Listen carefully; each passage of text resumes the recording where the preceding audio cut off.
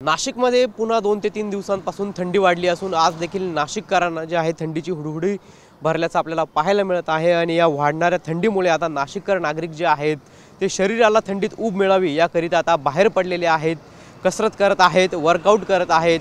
Morning वॉकला देखील नाशिककर जे आहेत ते भल्या सकाळी बाहेर पडलेले आहेत।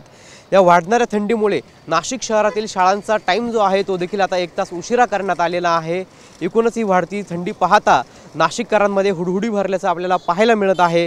आजचा जो पारा आहे तो थंडीचा घसरला असून जवळपास 9.4 सेल्सियस इतका हा पारा घसरला असून उत्तरेकडून वाहणाऱ्या वाऱ्यांमुळे नाशिकसह उत्तर महाराष्ट्रात थंडीचा कडाका जो आहे तो वाढलेला आहे।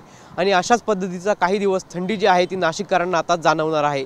कॅमेरा पर्सन आकाश अवलेसह पवन येवले, TV9 मराठी, नाशिक।